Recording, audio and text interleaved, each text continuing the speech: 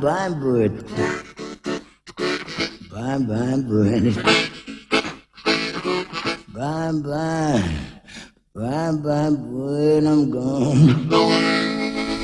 I was completely ignorant about the record business, but I loved the spirituals. That was an experience to me.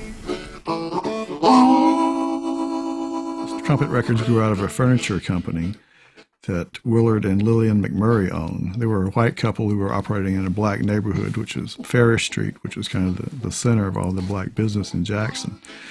They had been dealing in furniture all through the 1940s and eventually bought out another store that had a stock of records.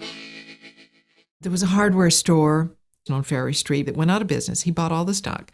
Included in the stock was one box of what they used to call race records. And she noticed that the very first thing to sell was the records. Furniture stores were where records were sold during the early era. The furniture dealers sold the phonographs, and they would sell the records that came with them. She had no idea about race or blues music before she heard it.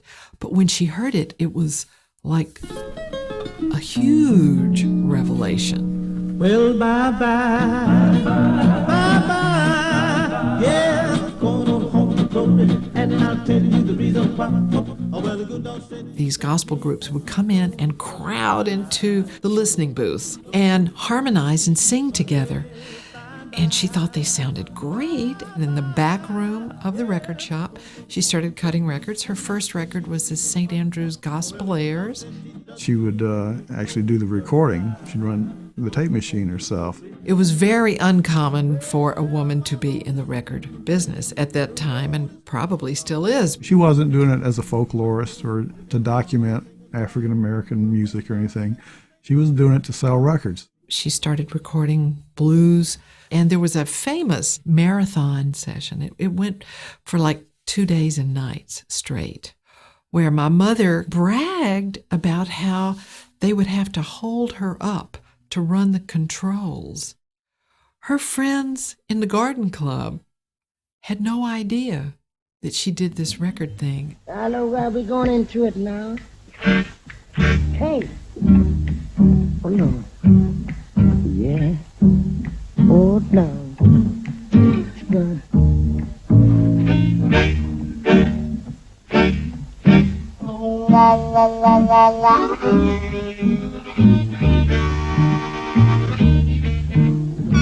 Trumpet's first success was with Sonny Boy Williamson, and his records sold across the country. And my mom recognized his genius.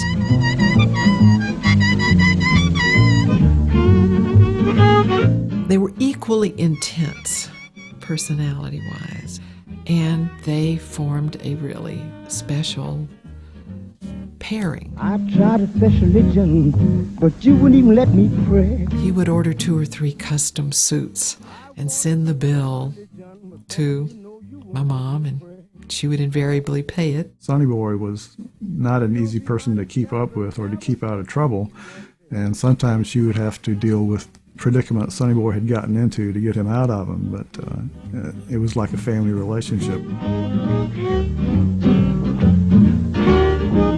Trumpet at one point was the 5th largest independent in the country. Willie Love, who's a piano player from Greenville, he and Sonny Boy made the most records for Trumpet. Elmore James only made one, but it was a classic, and it was the biggest hit that they had. It was called Dust My Broom. I'm gonna get up in the morning, I believe I dust my broom. They kept a steady catalog flow coming, and it was a good quality product, but they just couldn't collect from distributors, and they were finding out what the wheeling and dealing of the record business was like. My mother did heartbreaking things, like selling Sonny Boy's contract to pay the pressing plant. But I'm gone. Find myself a home. One of the things I remember that Lillian told me was she just couldn't understand it. People in the furniture business weren't like that. Why were record people so crooked?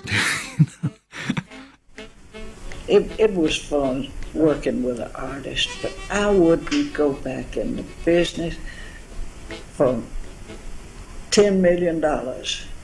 It's a crooked, dirty business.